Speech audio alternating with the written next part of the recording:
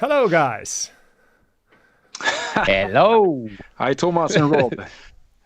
Nice to see How you are you again. guys? Yeah, you too. You too, as always. Yeah. So, another episode. You're looking so young, another both of reason you. to. Yeah. Yeah, it's really good to see you. Have you? Is it time?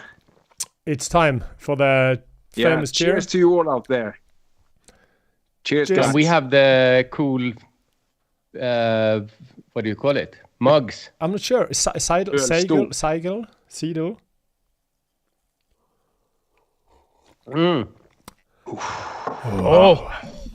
Oh, that was cold. That was a nice one. We needed that to start up this episode. So what is going to happen here? Oh, we have a good one today. I just have to say these are the beer mugs from Stegra that we got in as Christmas gift. Yeah. Yeah, thanks Stegra guys. Yeah, it was really really big surprise to they were so grateful for our support and whatever. So that's awesome. Yes, today we have a guest. It's always great to have a guest. We like to chat, the three of us, but bringing in some interesting guests. And this one actually is by request through many of our earlier episodes. Yeah. So we have Stewe MK, the Swedish legend. And I hope there's a lot of people from other countries here because we need to spread the gospel of the Stewe Steve. MK and his All In Travel. He actually have a YouTube channel as well, the All In Travel. Yes, yeah. In Swedish, and I guess there's a lot of Swedish people here also, but hopefully a few others. And just the short resume before we bring this in.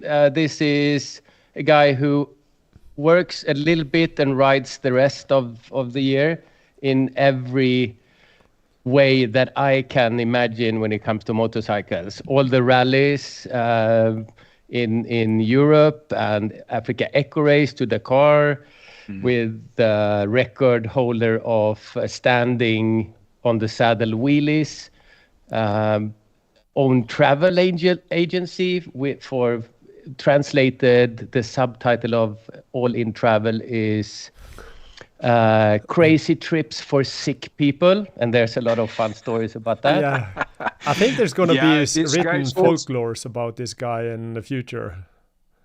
Yeah, I think so. He also have a yearly meeting in the winter, a winter meeting on bikes or with bikes. The Slask-träffen in Småland, and that's also it's a bucket list thing to do. I was there. What does Slask mean? What is Slask? Is this like the slush mud or something? Slush, slush. Yeah, like melting snow. Yeah. So let's open the doors and bring the man in. Yeah. Oh, he's not in the chair. chair. I think meanwhile, for all you out there that doesn't look at these videos, I have a tip for you. If you have the YouTube Music app, you can listen to this as a pod at YouTube Music. That's a good tip for you if you're working, trucking, or whatever you're doing and want to listen and not watch this. Yeah. All right. Cool. Hi, Mr. Stewe. Good afternoon. Hey. Oh. And another cheers with our friend Steve here. All right. Cheers, mate. Cheers. So how are you guys doing? We're good. Yeah, we're okay fine. With you? We have longing for this video. What kind of accent you want me to speak? I think that is like pretty much close to your Småländska. Then we take the Småländska English. It's very good. That's the one. That's the one. Just love it.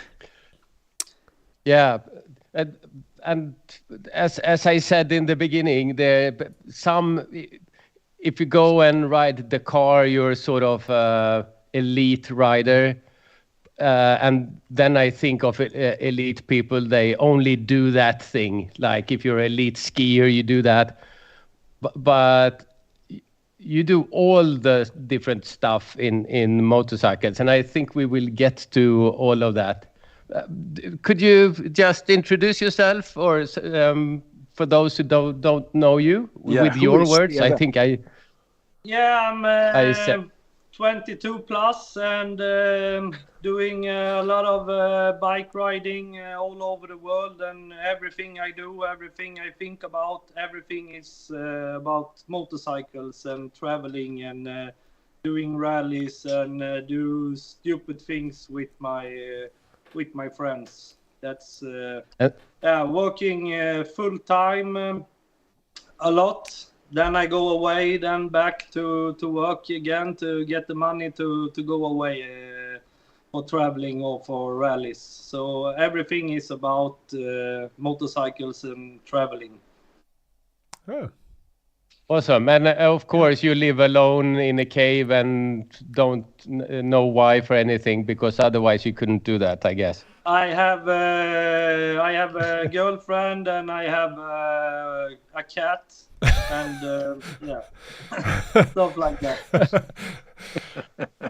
That sounds good, Stewe. Right. But we have to. So, why a cat? Why a cat? Because I think if you are a bike rider, you always love the cats, because we are doing whatever we want, whenever we want. Yeah. Like, we're not dogs. We're not just sitting and be boring and waiting for something. We're unpredictable and we will do whatever. And if we don't like it, we just... But that's one coincidence here, because I am a cat owner myself, and Robert has a dog and Matthias has a dog. So, yeah. Well, I have a cat also. Yeah, that doesn't count. Yeah. That's the neighbors. No, and chickens and rabbits, but and horses. but you live in Småland in Sweden, and that's for anyone who doesn't know Småland. It's sort of the foresty heart of Sweden in a way, where the life originated on planet Earth almost. Yeah. No, but it's very sort of wild with a lot of forests and stuff. And you grew up there as a kid, right? Yeah, in the same village area. Yeah, of course I move around a little bit, but in the same area. So been riding bikes in this area since I can remember. So always out exploring. When I was a kid, we were like allowed to drive on this field, and we did it for like 5 minutes. Then we just take off and find some other roads and way and look where we can find new stuff to ride. And on the PV50, when the gas was empty, we have to walk into somebody's house and knock on and wonder where we were and borrow a telephone and call our parents so they can come and get us. Sounds like the best childhood to me. Yeah, it was really, really good, because we can ride wherever we want, or we can, but we do. So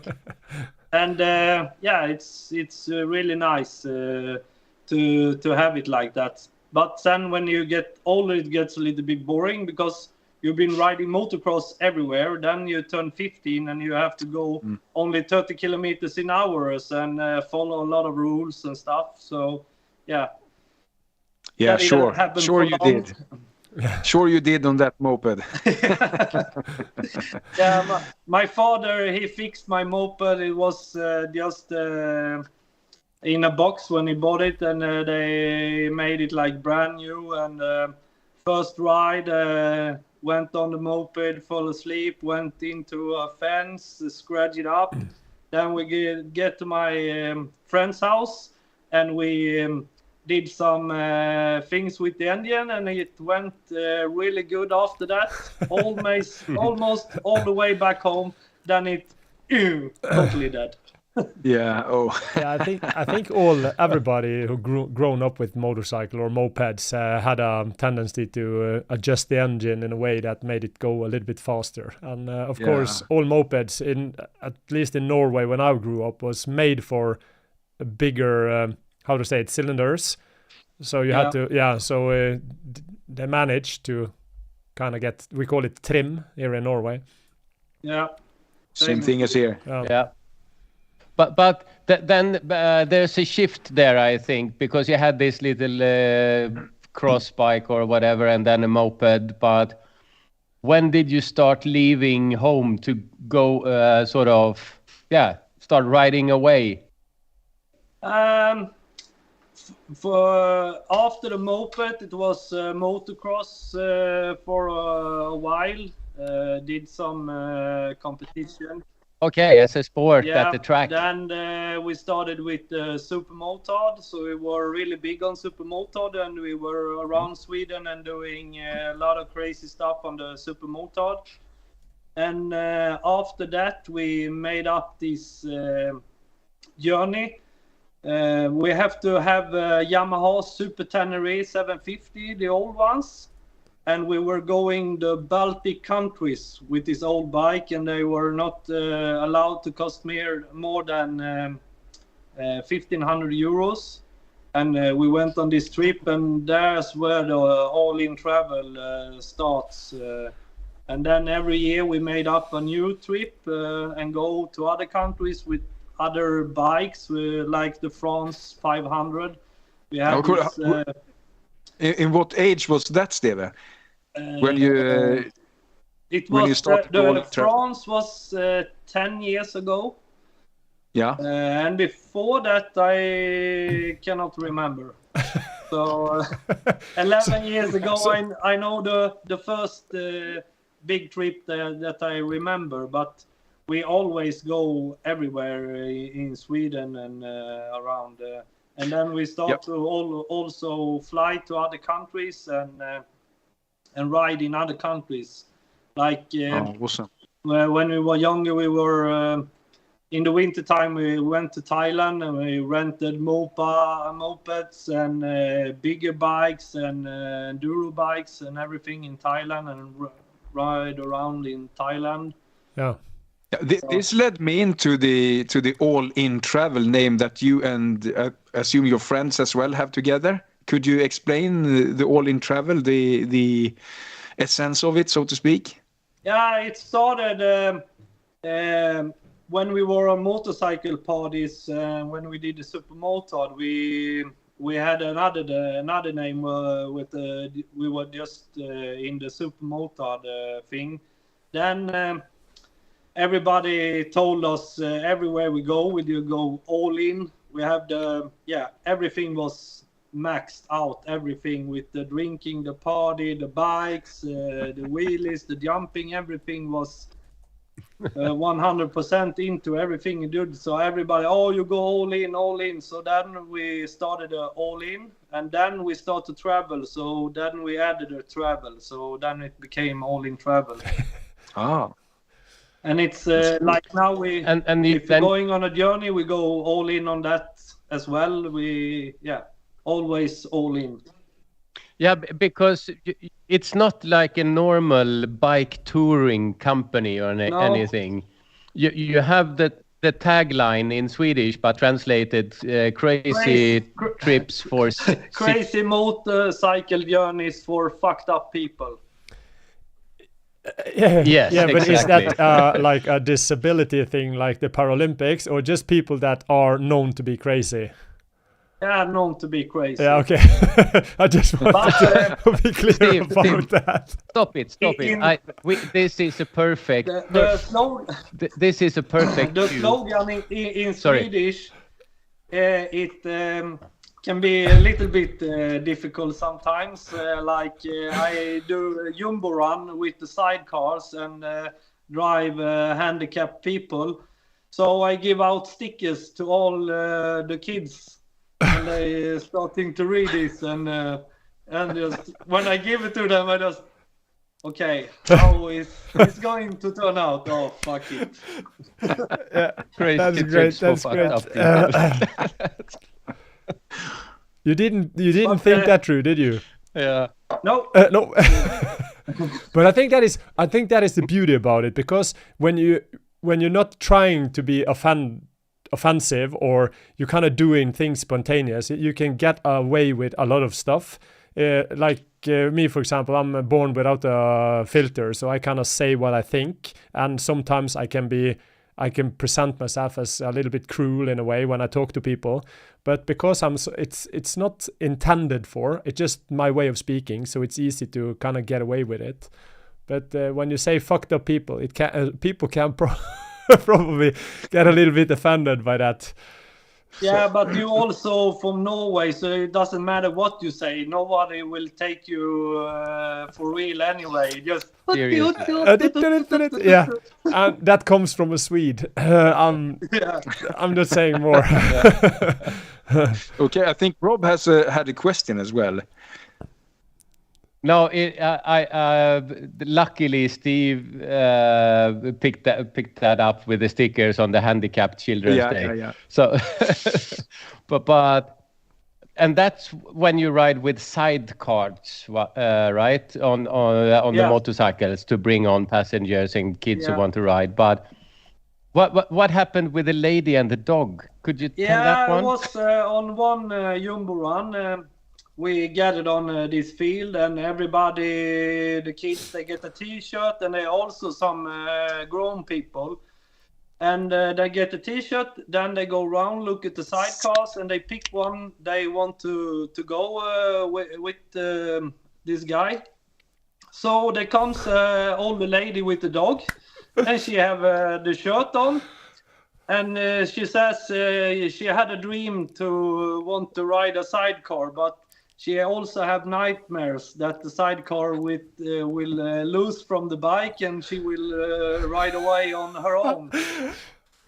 So she asked if she can come with me, of course. Just jump in and we go for a ride, and we go for like 5 minutes, and she wondered when we are going back, and I explained to her we're going for the whole day and we're going to eat now, then we're going to ride again and then back. And she got the dog in the sidecar trying to jump out all the time. And I think like we ride for 5 minutes, we're going for like 1 hour ride or something. But yeah, she get calm and we do the ride and eating everything. Then we come back and she said, this was an interesting day. Yeah, you like it? Yeah. Yeah. I was just walking the dog and end up with this. What do you mean about that? Oh, I'm living at the campsite here. But you're not in the group? No, I was just walking the dog and I was handed a T-shirt, and then I went with you on a ride and free food and everything. I've been away for the whole day. It's unbelievable. And after that, when I ride back home, the sidecar loosened in the front. So every turn I did, left turn, it's open up. So I have to go to my father's place and weld it together again. It's just unbelievable. If you didn't know, you wouldn't believe it. It's just like no. That's almost too good to be true. Yeah. Sounds like typical Stewe. Yeah.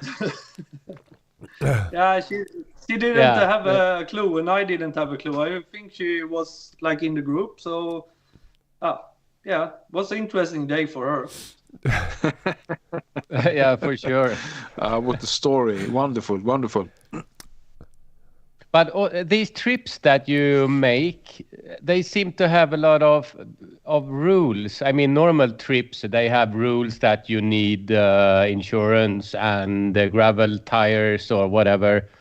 But the trips, that like the upcoming France trip, for instance, that I'm participating in also. Could you? What you have these rules? Could you? What are the rules for the trip? I hate rules. So I don't want to do any rules, but if the rules are a little bit funny, it's okay. And this rule is like the only rules you have to follow. It's the one we make up. So the rule is you have to have a bike older than the 90s and maximum 500 cc. You have to have a leather suit from the 80s, 70s, and not to be black. You have to have a jeans cut, and also one itchy blanket to sleep in.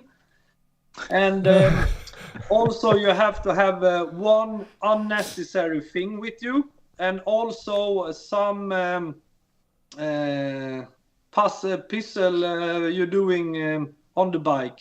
So I'm going to lay a 1,000 piece puzzle on the bike because we're going on the asphalt, so it will be a little bit boring. So like a puzzle. I will do a puzzle. Yeah. With 1,000 pieces. Yeah. On the tent. So I will make some little table and do the puzzle thing. Some guys, they are going to do this with garden knitting. Knitting. Rubik's Cube, and they are doing a lot of stuff. But you said the name of this trip, is it the Paris 5000? No, it's France 5000. France because 5000. It's also the first when we did it 10 years ago, the prices were a little bit different, so it's only allowed to cost maximum 5,000 Swedish crowns, 500 euros. Yeah, I bet our Dutch audience here in the chat. That looks great, Rob. Yeah. I bet our Dutch people. Is this good? Will this qualify for the rules? Yes, perfect. Really sexy. I can't wait to see your little ass in that one. No, don't say it like that. It sounds... Rob, I think the you problem have is to let the audience have a sneak peek on next episode. There should be like a buzzer on the show to just it. But I cannot close the jacket, so I had to lose about so that's 10 why you're kilos. running in the garden every day. Now I got it why you have been on a diet since the new year. the thing about the leather suits, they shrink a little bit when they be in the closet, but the thing you can do that you piss in them and you walk in them till they get dry, and then it will fit perfect. It's like motocross boots and the Skridskor. That is a really good. That is a really good tip, Steve, because I piss in my adventure boots, and they are fitting me perfectly. Yeah. Cheers on that one, guys. Just take a piss in them. It's okay. It's like we should. You guys, Rob and Steve, should actually do a parody or like on Dumb Dumber, when you sit in one bike and the one pissing on the other. That could be fun. Especially at Slaskträffen if it's minus. Yeah, then you actually freeze together. I need to fix me another. Okay, so you're going to do a great trip there. I think I'm going to look for a bike made before 1990. I'd actually started to do that, so let's see what's happened. Yeah, the goal is to go down to Paris, up the Eiffel Tower, then we go to Champagne and drink champagne on the Moet Chandon. So we go into the basement, to the tunnels in Champagne on the Moet Chandon, and we drink real champagne there. With the pinky finger? Yes. But why go all the way to Paris to drink champagne when you can get to Hardanger and drink proper Norwegian champagne? Because it's less money to go to Paris and back to go to Norway. That is actually a really good point. Yeah. But Hardanger 5000, that sounds like a challenge as well. Yeah, it's more like a Hardanger 250. Hardanger But okay. 5000. Yeah, then we have to get sponsorships and. If you promise to ride around with T.S. Hansen, I will sponsor that crap. I promise you. No problem. That's wonderful. We have a lot of people in the chat here also that are curious about the Africa Eco Race. Oh yeah. Are we going to? Yeah, that's. Do we have any actual questions, or should we just start talking about the rallies, perhaps? Yeah, it's serious. So the first question or comment is that it's seriously cold in Sweden right now, and that's true. It's snow everywhere, all parts of Sweden, and us three, we don't get that much riding. But I guess you're still riding, of course. Yeah, Steve. we were out ripping it yesterday. For sure, the riding season never stops in Sweden because we always have perfect weather. So you just change the tires, then just go out and ride. So yesterday we were on the ice with these spike tires. We have really thin spikes. They are like needles. And you can go like hell on the track. We plow a track on the ice, and you just go around and chasing each other and do a lot of crazy stuff. And these needle tires, you have so much traction that you can go as far as almost the handlebars go in the ice. It's better than on tarmac. It's crazy how much grip you have. Yeah. I've seen a lot about Looks that. like you had studded tires on the bike behind you. Is that so? On this one, it's only enduro nubbies, so they are a little bit thicker. So you have a good grip, but not as good as the Neil tires. But how many bikes do you own? Do you have one for each occasion, or do you have just a couple that I think I have 10 bikes now. Of course. I have tried to go down on the bikes. I had 15 for a while, but wait a minute. You plan to go down on the bikes? That didn't sound right. You tried to get rid of some bikes. Yeah. That was typical small English. And the thing was smallish. Yeah, you have, this bike is perfect for this, and this is perfect, but every bike is perfect. So I have to have 15 bikes. Then 15 bikes are broken, and then fuck, this is shit. I have to get rid of the bikes and maybe have like the goal is to have maybe 2-3 bikes. Okay. But then you have to have the sidecar, you have to have the rally bike, you have to have the training bike, you have to have the enduro bike, the France bike, the rat bikes, and some other bikes, and a bike, and that's absolutely amazing. So you have a big garage where you make all your services and do everything, work on your own bikes then? They are spread out, and the problem is I don't work on my bikes so much. I try to give them away to friends, or friends help me, because I hate to do the maintenance myself. Yeah. And when I'm in the garage, I'm only smoking and looking at cat videos. Okay. Like I'm starting to fix something, change the tires or something, and I unleash one bolt.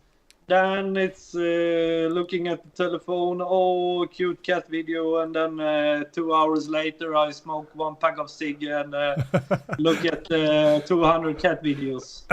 I was just wondering about what you're smoking. Yeah.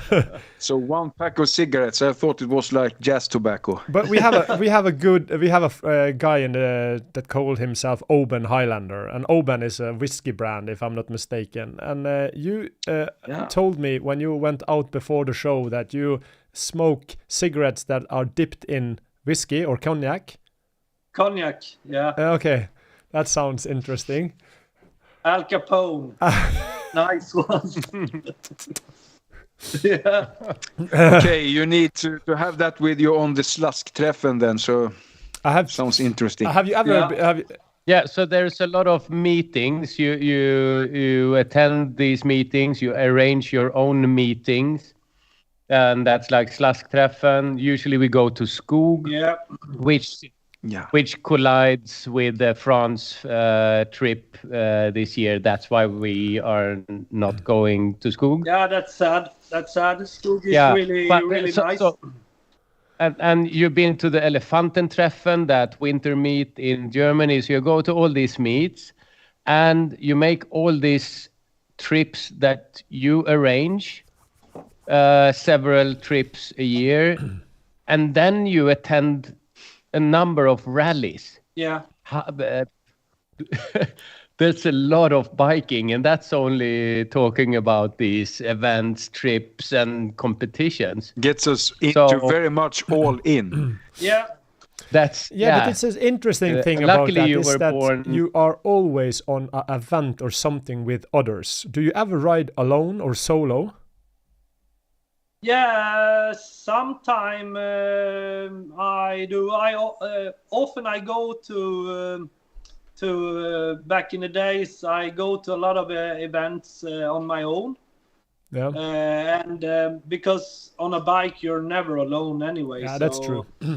And also it's easier to meet people when you go alone. Yeah. Especially when you go to different bike meets and stuff like that. But you find do you find it more interesting to go to these events because you are lucky to meet so many people, or are you? Why is it that you go on all these events? Because just to keep that in context, because I've been a solo rider for many years now, because I do a lot of video work when I'm out on my trip, and I don't want to get people involved in that or dragging behind or whatever. But when I went to this Outdooro festival in Latvia with Matthias, it's kind of wakened something in me. It was kind of unique, a part of the motorcycling that I have forgotten that existed. So I can surely see the fascination of going on events like this. But why is the main reason for you to do it? It's to meet new people. Okay. And when you meet new people, because we're in the motorcycle community, you get best friend. First time you talk with the people, you are best friend. And then if you want my garage, my wife, whatever, you just take it. Don't use my tools. The other things, no problem. Yeah. And it's the same way. So... And you meet so much people on those events. If it's like Harley events, adventure meets, winter rallies, whatever, and you became best friends, and then you go on journeys together. Or if you have a breakdown, you always have friends to help you. It's like I have some breakdowns in Sweden or in other countries in the world, and it's like one phone call or one text on Facebook, and I will have help in 1 hour or something. And also because I can also help other people that traveling, like some guys that were doing a longer trip, and I just tell them, if you got any problem, doesn't matter what country you are in, just text me and I can fix the problem. And they will have a breakdown in Portugal, and you just go to this guy, he will help you out. Or in Germany you have this guy, and it's incredible how the community work in that way, in that regard. Yeah. So when someone is in problem and they call you, you will help them by opening a packet of cigarettes and call your friends to help that guy. So he right? actually he fixes you. He's a fixer guy. He actually hook you up. Yeah. He's like a giggle. What do you call it? The pimp daddy, or no? The pimp who does all the labor, or was the other way around? You're pimping around, pimping labors. So it's actually. It's not good to know you too well, because if I know you, you will call me to fix something for you. Is that correct? Yeah. So if you are in Norway, just contact me and I will get you in contact with Thomas. No problem. He will fix everything. Yeah, no problem. Don't sweat it. That's great. Wonderful. But you also do the serious stuff. You go and on these rallies competing. Which rallies have you participated in so far? Yeah, it's not so many rallies. I did first some training rallies, the Albanian raid and the Illyrian raid. Albanian raid is in Albania, and the Illyrian raid it's different countries every year. It's 5 countries. Okay. You go on a road book training event, and then I did Hellas rally and Albanian rally and Africa Eco Race to Dakar. Yeah. But the Africa Eco Race, yeah, that's the original Dakar rally, right? Before it started to, branch off and do other parts of the world. Yeah. Because Africa Eco Race ends in Dakar. Yeah. And it started up when the real Dakar rally went bananas. Yeah. It started, the Africa Eco Race started when it, because the Dakar, the brand Dakar was from Paris to Dakar, then they changed the starting position. But it's South always America. end in Dakar, then it became some war and terrorists and stuff like that, so they have to move it to South America, and did it there for a couple of years in 3 different countries. Then they cut down to 2 to 1, then they move it to Saudi Arabia, and now it's been in Saudi Arabia for 3 or 4 years now. Oh. Yeah. So, but in the meantime, when it became more peaceful in Africa, they wanted to ride there again. So, but the name Dakar was branded, so they call it now the Africa Eco Race. Okay. And how does that how does it work? I'm not the super Dakar sort of maniac, so or if there's someone who doesn't know, how many days and what's the riding like? It's you go on the road book, so you have just a paper roll on your handlebar with notes. You go with cap heading and kilometers. So in 20 kilometers, and you have this picture of road or desert or something. You're going this way, so everything you have to read. And go on the kilometers, and cap heading when you're in the desert, you go cap heading 300 and follow that for 300 kilometers. And the rally is going from Monaco down to Dakar, and you go on not real roads, piste and totally off-road, and through the Sahara Desert, and whole Mauritania is desert, and it's incredible. You do it for 12 racing days and 1 rest day in the middle, and it's 6,000 kilometers. You do this rally in the desert. Yeah. But do you have to have people that's an average you? of 500 kilometers. What? 500 racing kilometers per day for 12 days. Yeah, but do you have a team or are you solo? I do it the Malle Moto, the real deal. Yeah, of course. Yeah, it's a private there. Yeah, all in. Yeah, so if you break down, you have to have other people to help you to fix that, or you have to fix it yourself. If I break down, I have to fix it myself. I'm allowed to get help from other competitors, but no outside help. In the Malle Moto, right? Yeah. Okay. So no So mechanic are allowed to help me. They can say, "Oh, loosen this bolt and do that," but you have to do everything yourself. I think I see people crying on TV doing that shit. Did you ever cry? Yeah, it's 2 kind of people doing the Dakar and the Eco Race. The ones that say they are crying, and the ones that are lying about they are crying. Okay. Everybody cries. Yeah. Yeah, It's it looks called, insane. It's called Dakar Breakdown. Okay. You will cry some or several times in the race, because you're so happy, you're so sad, so tired, so It's a flow of emotion to be, yeah. Yeah, because you experience so much motion when you're doing these long days. You're riding for like 8, 10, 12 hours every day and sleeping in a tent, in a bivouac, in a campsite where they are welding, hammering, doing stuff around you, so you get a little sleep, and it's noisy all the time, so for sure you will have a breakdown and cry. How did you prepare before the race, and for how long? I didn't do like anything that unusual, just doing what I do, just go around riding bikes and do the ordinary stuff.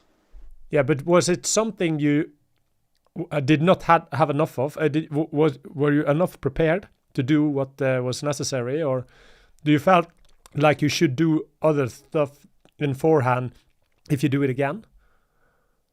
No. The only thing that I should have done was after the finish line, just go back home, sneak, run away from the organization and go back home. Okay, why? Yeah, because you wanted to ride back home. Yeah, because I ride from Sweden with the rally bike down to Monaco to the start, then did the whole rally, and then was the plan to go back home, but the organization refused to let me go, so I should just bye-bye. Yeah, they that had is a insane. deal to ship the bikes back. Yeah, but from... And you should go back the same way you came down to Dakar, right? Yeah, if I had the road book in reverse. For sure, but there's a problem that you don't have fuel outside in the desert. They are with a big 6-wheel truck out in the desert, give you fuel, so you get to places where you can never get because you don't have the fuel range. Yeah. What is the top 3 tips you have for others that want to contend into the Africa Eco Race? Start with the small rallies, like the raids, and learn the road book. Yeah. Because that's the most important, to read the road book. Navigation, yeah. Yeah, and just ride bike for a long time. But is it like paper road book, or can you have it digital, or it's paper. It's paper, yeah. So you have to kind of manually scroll it, and the Dakar rally because digital first time this year. Yeah, some of the guys have digital, but it's not so developed yet because you have problems with the sun and some stuff. But you have a lot of benefits with the digital road book. Like in the rallies, everything can happen. Like the desert completely change. You have some terrorists going to attack the rallies. You have to take another route. The military is going to do exercise. Okay. So you have to take another route. Then the organization have to rewrite the route book. So in the evening, one evening, we get 160 notes we have to change. Holy 160 notes. That's right, writing a new route book. Yeah. So no beer that night. Yeah, of course you have beer every night. It's rally, so you have to. It's rally, you have to stay hydrated. It's very important because it's so hot and everything. But there's a couple of questions getting in here, because it's of course it's really interesting to hear you talk about this. But there's a couple of questions I think we should take on a note, because they drop in here in the chat. And the first thing is that the chewing ball you have on the shelf behind you. What is that for? The spike ball on the top shelf. The spike ball. Is it a chewing toy, or what is it? Oh, it's a landmine. Of course. Yeah. It's a live landmine, of course. Do you use that like Mario Kart, dropping that in the rallies behind you? So that it's for the kids so they can blow up the neighbors. Have it for the kids to play with, yeah. And the next question is, what do Steve do to have the physical capacity to do AER, and what budget did you have for Malle Moto? Physical, nothing. Chris Birch, I did some training with him, and he told me you should be able to run 1 mile to do the Dakar. 10 kilometers. 10 kilometers, yeah. But he mean like every day. I did it total before the race. So I think that is good to do 10 kilometers. So he meant 10 kilometers every day, but your entire training period before the race was in total 10 kilometers. Yeah. That sounds... It's unbelievable. I don't think this is... I don't believe it. It's like a parody. It's like it's a show that you didn't think was possible. Yeah.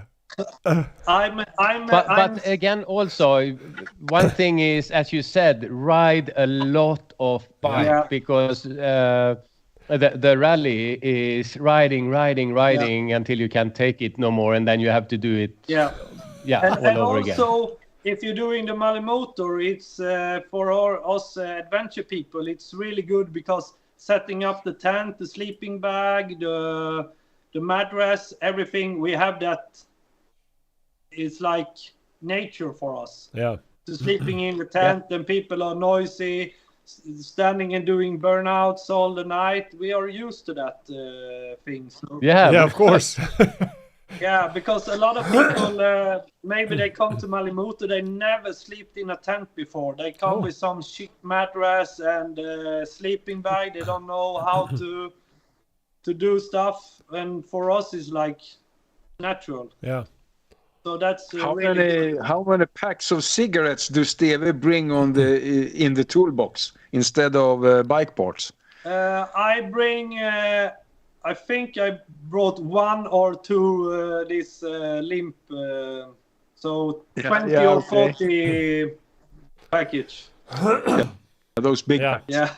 That's a lot. That is like 100. So two of these on the race. Norway. You could have that in the box. Yeah, in the toolbox. In Malle Moto, you're allowed to have 2 metal boxes with you, with spare parts and your camping gear and everything, and 1 set of extra wheels as well.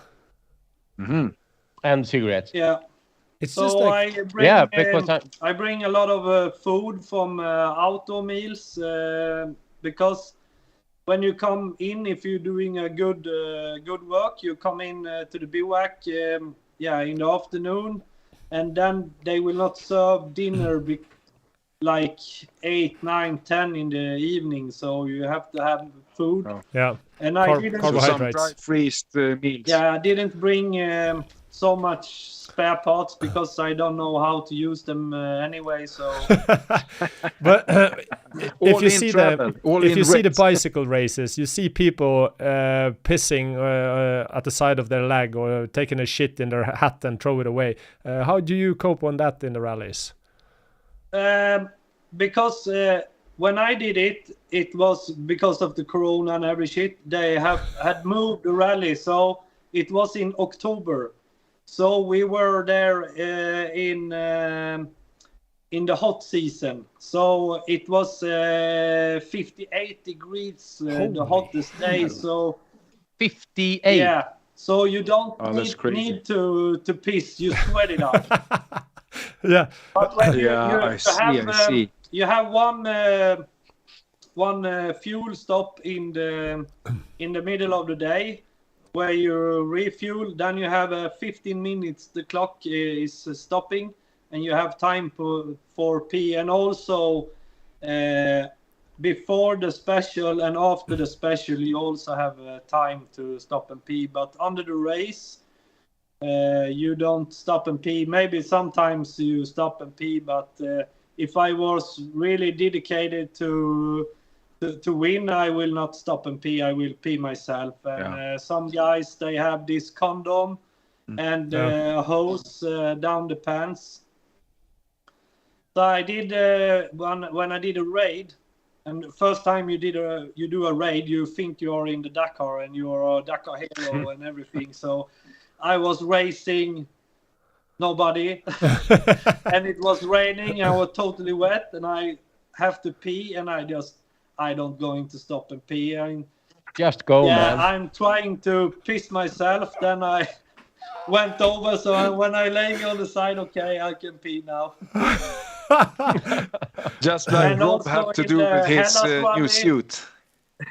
In the Hellas Rally, I tried to piss on a liaison. What's 30 kilometers an hour speed limit. So I try to piss when I'm going, but it's really difficult. You just don't. Before we get into some records that you have on the Africa Eco Race, I just read in the chat that some Smålandish guys thinks that we're cheering not so much. So, cheers, guys. Oh, cheers to all the people watching. To all of you out there. Yeah. Cheers. we need a cheers break. Just it's too much to take in. I thought you would say you needed a pee break, but as we just learned, if it's important, it was you just go. It's a Latvian fruit booze break. Yeah, so now we had the cheers here, or skål, as we say. Cheers. You have some records as well at the Africa Eco Race. Tell us about that. Yeah, the plan was, because I started with the rally as well. You were looking at Eurosport when you were younger. My father was looking at Eurosport, and you saw the Dakar guys, and when they're doing wheelie with the bikes in Dakar, they just, oh, that's a dream. I want to do that. So when it wasn't snooker or dart. Yeah. I've been so many hours looking at the snook because I thought Dakar was on the TV every day. Yeah. So I would sit from the morning to the and look, oh, what the fuck, no Dakar today. Oh, no Dakar today. That's I didn't know it was 12 days in 1 year. Are everybody from Småland like this? Hey, I was like, maybe 5-6 years old then. Yeah. 15. Yeah. And that was at a time you were a kid when they did not do the diagnosis that they do with kids today. But you would. Okay, so now to the records then. From the sofa. So when I saw the wheelie, I've looked like every wheelie, they are like standing up, sitting down, doing some wheelie. So I thought if I do the standing on the saddle wheelie, it will be a record. So I did that one, and like the helicopter, it came, and one guy hanging out of the helicopter, I just jump on the saddle, and doing the longest wheelie in Dakar history and also in Africa Eco Race history. And I also did one more record. I'm not sure, but I think I'm the first person to also do a wheelie turning over on the Finnish podium as well. Yeah, that's great. I saw a video of that. Yeah. What was your intention? You were doing a wheelie down the podium, or what was the plan? Yeah, the plan was to do a wheelie up the podium, but it was loose sand, so I didn't get it up. So when I'm talking and on the podium, I think, okay, now I have to really give it gas, so it's just not up. But the material was totally different on top of the podium and down, and I didn't think about that. So I just and just yeah, you did a loop. Yeah, we will remember the times of both the Norwegian Paul Anders Ullevålsäter and as well PG Lundmark, the Swedish PG Lundmark, and he actually wheelied. He did a drive-by from Mark Coma on a wheelie once when the helicopter was there. So that was the scenes you must have seen. Yeah. So you have the record for the longest standing on the saddle wheelie, or the wheelie in general in Dakar? The wheelie in general, I don't know, because they have not released the footage, so I don't know many seconds. They just released the shortest one, because every time the chopper or the drone was there, I would jump on the saddle and do a wheelie. So they just release some of the short ones for the short reels and shorts, but they not released the longer one. And you can buy the material for only 7,500 euros. What? But I don't have that kind of money. You can buy the whole video thing for. Oh, that is expensive. Ah, that's cool. Yeah, it's quite a lot. Even if you're as a competitor, one who participate in the race, you have to pay the same as me and as a viewer. No, I think it's only 9,000 euros for you. Oh, yeah, that sounds reasonable. Yeah. Sorry, guys. We have to pause this live podcast for a while. The tour needs to get another beer. Okay, so everybody should silence. we just be silent for a while? Or? No, but while the tour is going away, he had a question here that he doesn't want to listen to. He asking if Emil, Emil in Lönneberga, I think he referred to, comes from Småland. That's a question, and then we say yes. Yes. Yeah, but he also wonder if you're related. Yeah. Because he's from a village, maybe it's how can it be? 15 kilometers, 150 kilometers from here. So it's like everybody's like doing this, and back in the days they didn't have this rule that you're not allowed to be the father of your brother. Now they changed that, and became better. I could imagine that you have something in common, you and Emil, and that is the snickerboa. For all you out there, it's a shed where you do some wood carving and such. And if you're a bad boy, you get locked into the shed. Yeah, we had a snickerboa shed like that for all the bad boys. We're gathering the snickerboa, and we had a bar as well, and was some party, and then everything burned down. So that's nice place. So that is what all-in travel is about, to get into a bar and locked into a bar. And I have a question about the money for me, with everything in total, it was 50,000 euros. 50,000, like 500,000 Norwegian. Yeah, but holy, except what half? But that's but the does bike that include everything you have to do with the bike bike included, preparation and the fee? How large is the fee to enter into the Eco Race? So when I did it, it was 12,000. Okay. And then it comes a little bit more, so it's almost 15,000. You have to rent this and deposit them, blah blah blah blah blah. It's continuous. So when are we going to do a Dakar 5,000 with a bike before the 90s and that nice gear that Rob have and so on to lower costs? I will try to do.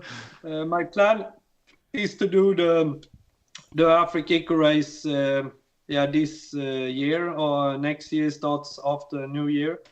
But year after that, maybe it was had to be fun to do it on my father's old Dakar bike. He has XT 500. Oh, the old, the original. Nice. So do it on that bike would be really nice. It would, because you're used to doing things on bikes that are not sort of used to it. Because I heard of this flat track race. That's almost like speedway, but with old bikes in a way, right? Yeah. And you just jump into strange things. So you participated in the flat track race with a Honda Silverwing. On a Honda Silverwing. Yeah. And how did it go? I became number 1, so it went quite good. It isn't the bike, it is the rider. We have heard about that before. That says a lot about you, Steve. Yeah, how is that you even can possible? See the video. What is? It's because the Honda Silverwing is. You always say it's no perfect bike, but the Honda Silverwing is almost there.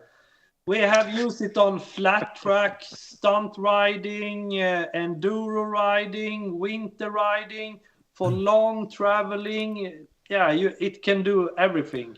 I actually saw a Suzuki Hayabusa in the desert with like the wheel with like the big flops, like it was really spinning, and it was going like mayhem through the desert. So I do believe that there's a lot of bikes that can do things that you didn't think it would. Yeah, the Honda is, and you have the stereo, so you can crank up the stereo, and then you get the 10,000 röda rosor from the music and everything. So if you go over 120 RPM, you will, and then you hit the gas. Okay, but do you listen to Vikingarna when you ride? No. I listen to Broiler. Of course you do. I thought it was Eddie Medusa. Eddie Medusa. Helvete. Also a guy from Småland. But okay, the tour is back, but he has to look at this video afterward to get the answers on email. But the most impressive part is that, of course, Matthias and Rob knows about Steve and what he has done and whatnot. They met him several times.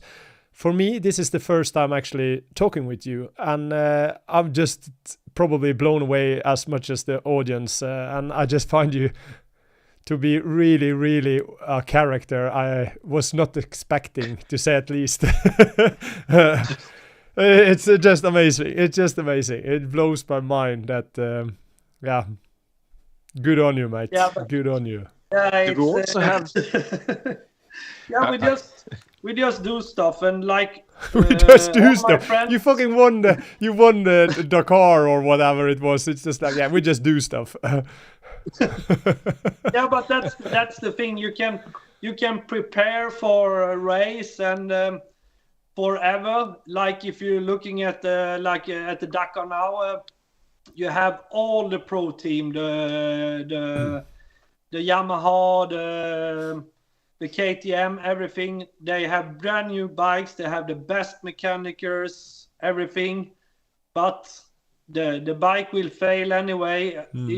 It goes when it goes. And it will happen things when it will happen. You cannot prepare for anything. Just do it. And if it goes breakdown or something, it doesn't matter. It's just fix it or take a drink and take up the phone and do a movie about it. It will be good anyway, so it doesn't matter what happens.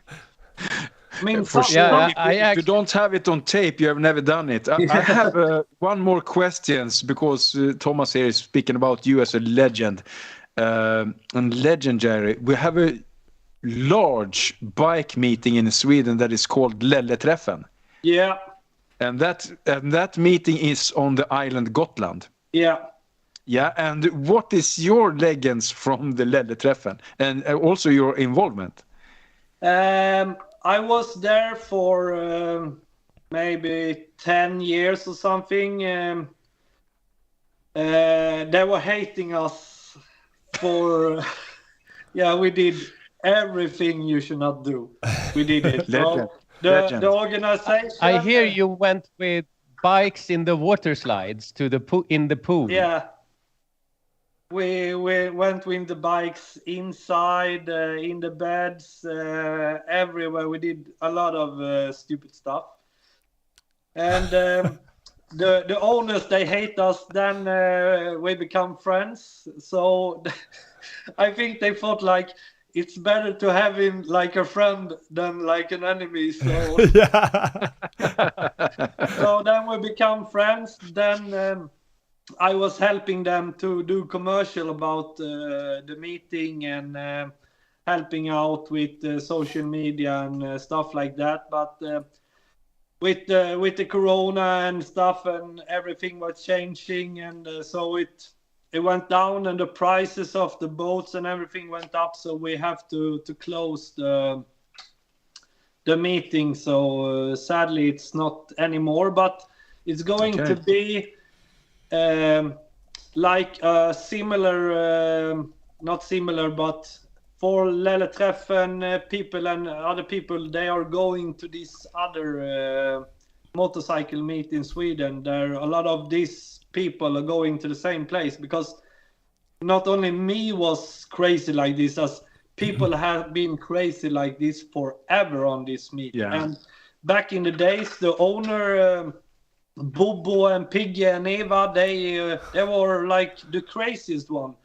Pigge, he bought tanks, 2 tanks. Like the military tanks. Yes. Because you also have this competition. You have to drink a beer, get in the tank, do a lap. A track. Yeah, course. And back, and hit the hand, and some other guy drink a beer, get in the tank, do stuff like that. And you cycling, we have ride motorcycles against horses. You do like rodeo, so 1 bike, 1 horse, and you do laps around barrels. We played football with mini bikes. And you're going to cycle over a pool on a plank, and people are really serious about this drinking competitions. But you did ride on that meeting. What?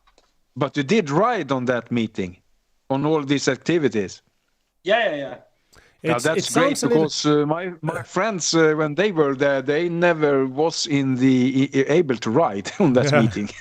But on the days. You mean not riding around Gotland? No, but not even in the meeting as well, or the meeting activities either. But it reminds me a little bit about here in Norway. We have a lot of ski contests that are similar. When people join in, it's just like going over the pools, doing backflips and drinking and just hurt themselves. And on that side note, we got a questions about, because you have been through obviously a lot.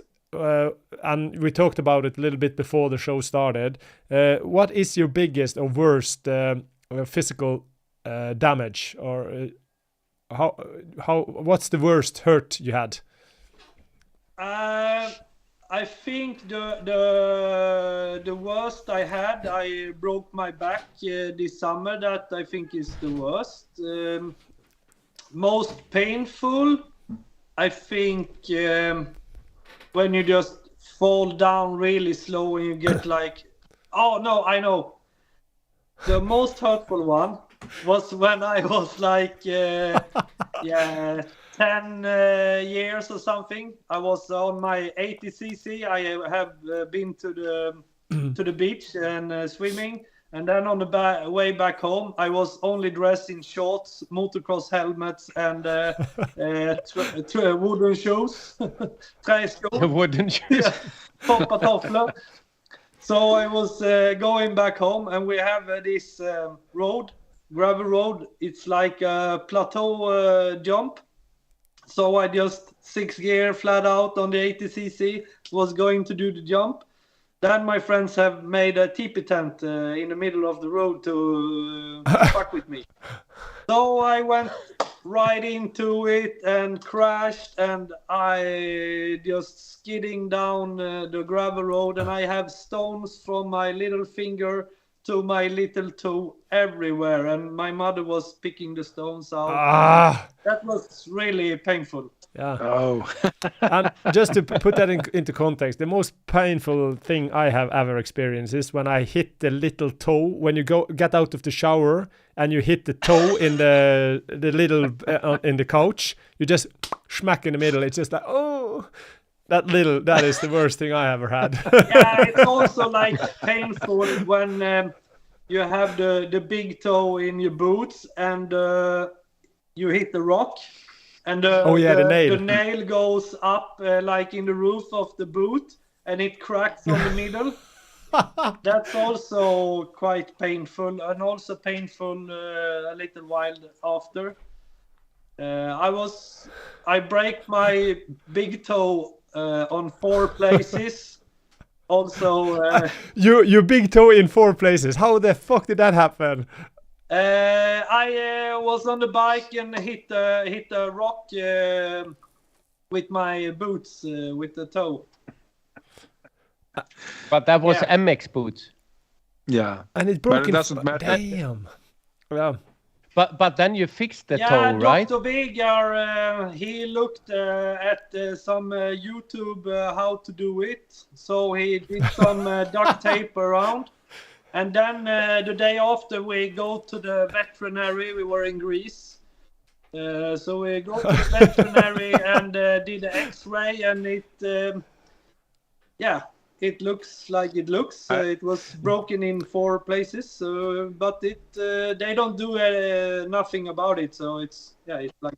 Dr. Vega did a good job. I think I have seen that video actually. It's starting. So they took you to the veterinary. Because Vega told me that you should not trust the Greek doctors because they will only take the monies, and the veterinary is more cheap than the doctors. And also not so big line.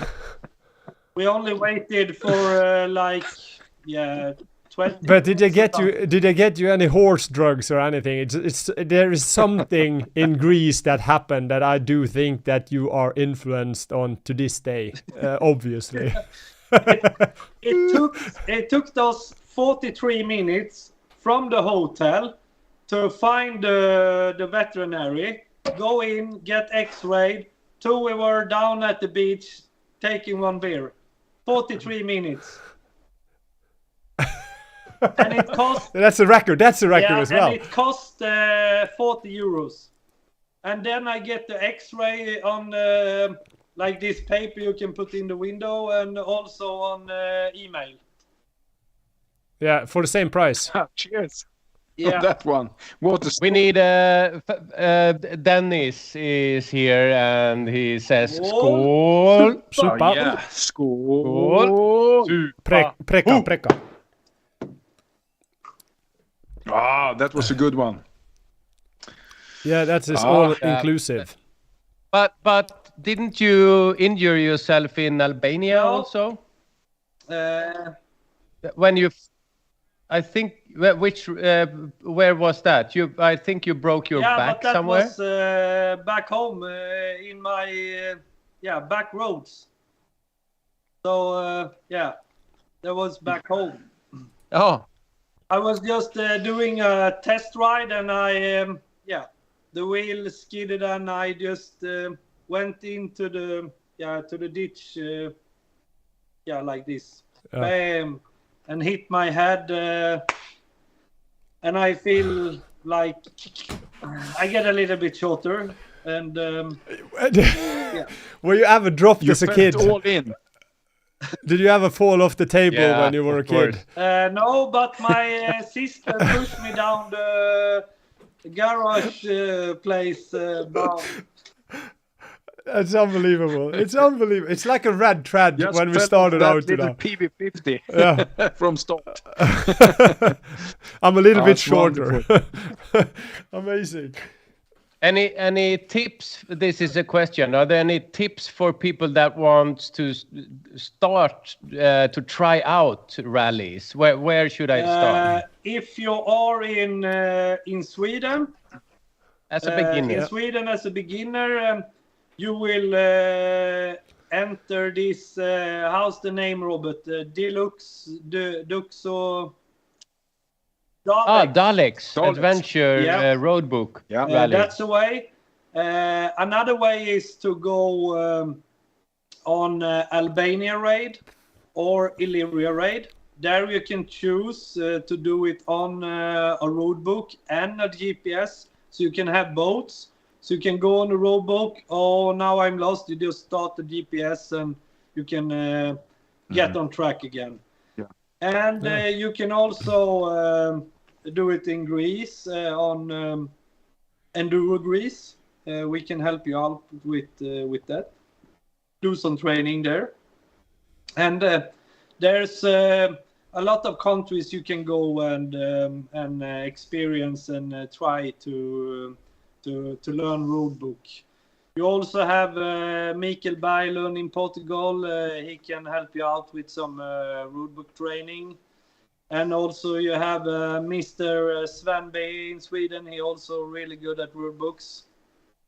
So just and in Norway, the Rally Grenseland. Yeah. So there's a lot of these rallies. And also... No, I don't think it's road books at Bucurite. I think that is just, You can also do the Dakar video games. Yeah. That is new from this year, I think. They have been for a couple of years. They had it, but they upgrade the version. So like Flick, French guy, he was the first one in Malle Moto in Africa when I was racing with him. He was a couple of hours every day doing training on the video game, because you have the road book and everything. It's really good. Same as the Formula 1 drivers do. They kind of do the tracks and computer games over and over again just to repeat it. Yeah.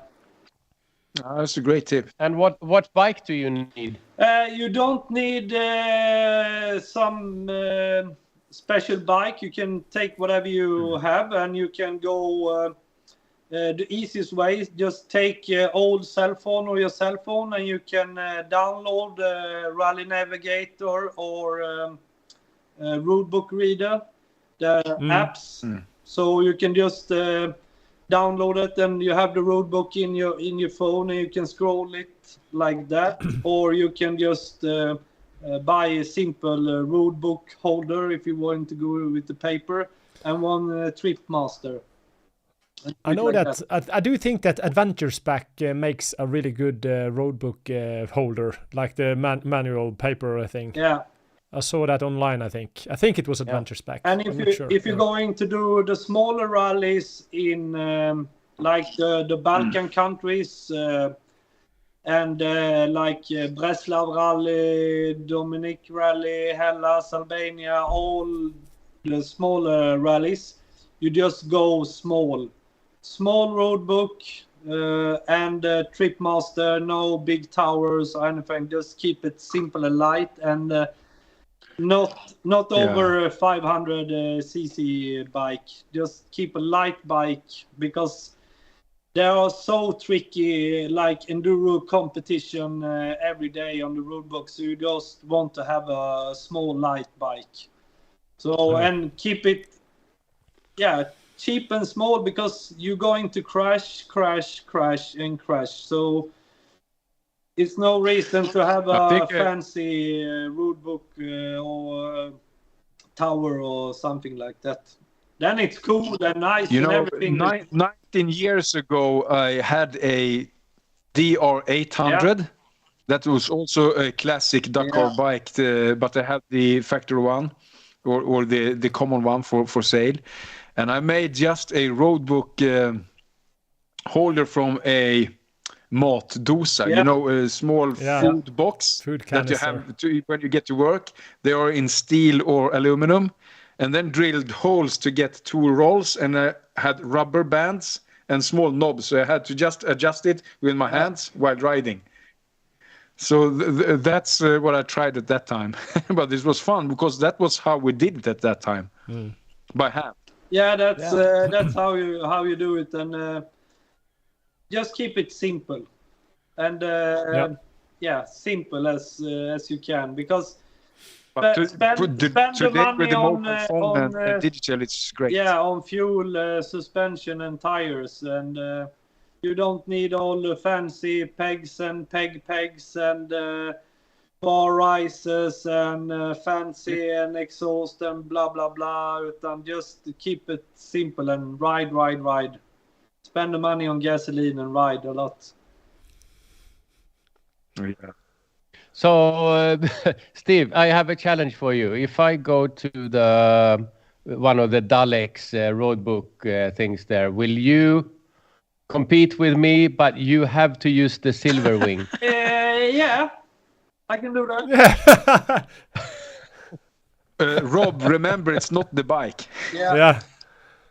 So But the I silver know. wing and those food boxes and paper. Yeah. The thing is also Yeah. in rallies that you have to read the road book. That's why Mason Klein is so good. Like in the Dakar, for you that know the drills, that you don't want to start the first and lead out. And after the prologue, you have the opportunity to choose. And he chooses to start and opening the rally, but because he's so comfort 2 seconds. in his reading of the rule book. He's a fucking king. He's a legend. And Yeah. For the listeners here, it's the Dakar rally is ongoing right now, but Mason is not in the rally still. He ended, but he was a really cool guy, and he was riding the Kobe bike. Yeah. You have the new race version of it, the EX, and just to try it out for the factory. Yeah. So very interesting to follow this. So that's a tip for me to you out there to read up on that or follow it. Yeah, he's a real legend. He's young and he's doing it his own way. He doesn't listen or do you should do it blah blah blah. He just I'm doing it like this. Fuck off. He's That's a young guy. He's Young a guy. great guy. So just keep it simple. It's wonderful. Question: you go on a lot of travels and different things, and you go away to different countries. What is one thing that you always bring with you? My phone. Yeah, from Ole Marius. My phone. That's a question from Ole Marius. Yeah, it's my phone. Yeah. You never Your leave phone. your phone. Last time I went to Greece, I didn't even bring my passport. Reasonable. I forgot it.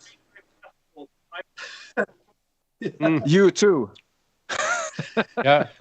So, How did you solve that? Yeah, was, but yeah, you can do it anyway. I had some pictures on old passport and driving's license, so it worked out anyway. So yeah, if you have the phone, you have the card in the phone, you have everything. You don't need anything.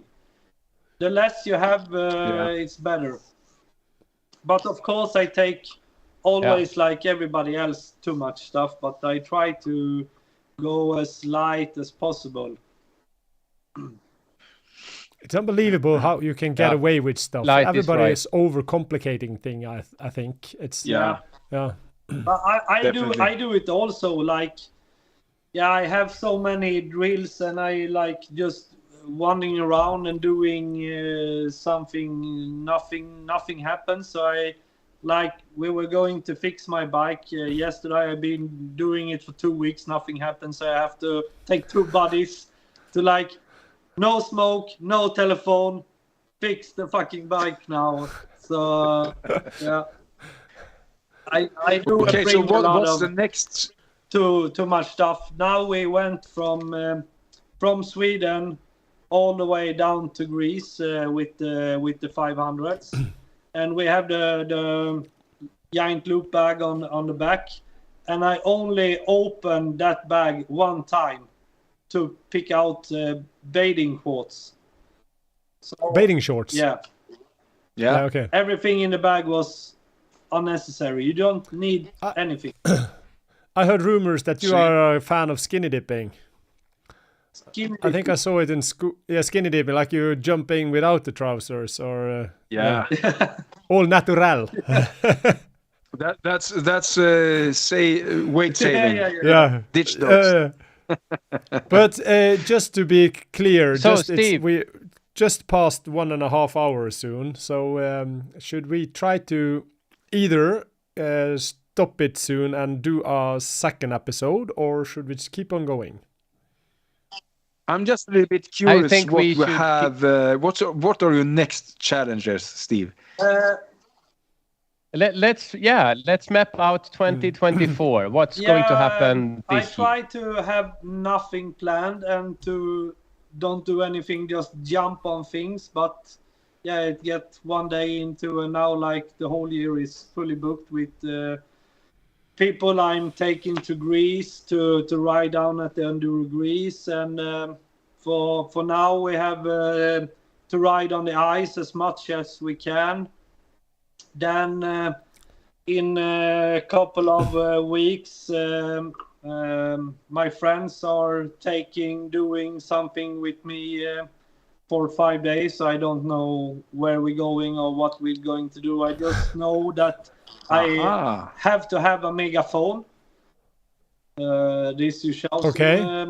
That's the only thing I know. Then in April, I'm going down with 3 groups to Greece to ride around Greece, doing enduro and extreme enduro down in Greece. Then the rally season is starting, so we have the Albanian rally, the Hellas rally, and then try to do some long journeys in between, and also save all the money and don't spend any money, because we have to do the Africa Eco Race again, and we need a lot of money for that. So yeah. Yes. So you're going again? Yes, awesome. I have not done it correctly because I didn't drive back home, so it's like I've not done it. So it's like a real failure. I think about it like every day. It's like a big failure to not go back home. So I'm looking for a sponsorship to try to get the money so I can ride all the way down to the start, ride the whole rally, and ride all the way back home to Sweden. What's your budget for that? Maybe I can get away because I have the bike, and maybe I can get away with 40,000 euros or something. Holy crap! 30,000 maybe. I don't really know, because everything is just pop. And when you maintains the rally bike and fixing stuff on that one, the money is just going away. I was just doing a little fixing on it, and the cost of that was 10,000 euros for just a little fixing service. Yeah. That's a Formula 1 But of course, when you ride a bike. KTM, it's bound to happen, isn't it? It didn't happen anything, because I also ride the older bikes, so they are more better, I think. And they are more heavy duty, I think. So you say that our older bikes are better than the newer KTMs? Is that what you're saying? I don't want to say anything bad about, but I think everything in the whole world is like that, because they make everything that it should be lighter, cheaper, lighter, faster, harder, super. But the physical things in the world, they are what they are, so you cannot make something light, cheap, and make it to last forever. It's that's a good point. This bike has done 2 Dakar rallies and 1 Africa Eco Race, and all the training on one bike. It's insane. Yeah. Absolutely amazing. And that we have done awesome. to it. I open it, and it's everything looks okay. So we just changed the piston rings and stuff like that. But you know what? I think we need to make another episode. We need to invite you again on this show and just continue talking about this, because I see that we can talk about this for at least 1 more hour or maybe more. You have so many stories. There's so many things I want to dip into and learn to know you more. So I do think because we are pushing 1.5 hours now, and I think that is kind of the limit of what we should do to keep the audience. And let us schedule a new call with you and continue the talk later. Yeah. What do you guys say? Yeah, I think it's great when we a true story episode. Yeah, because this is just so mind blowing. Yeah, and, absolutely. So I think we're gonna just stop it there. I just think we're gonna thank the audience for tuning in today, and we schedule a new episode with you, Steve, as soon as we can. Yeah, and does that sound right? And if you want, you can go into All In Travel and look. And for you people all over the world, the easiest thing is to go to my Instagram, because there I write in English, and talk in English, so now you will understand something from that. What the heck you're doing? Yeah. All in I think you just need to watch. Yeah, we will put up the link you in the video description so people can find you. That is for sure. Yeah. Okay, so a big cheers to everyone. Thank you so much for being with us, Steve. I appreciated it. Yeah. Cheers. Cheers. Thank you all.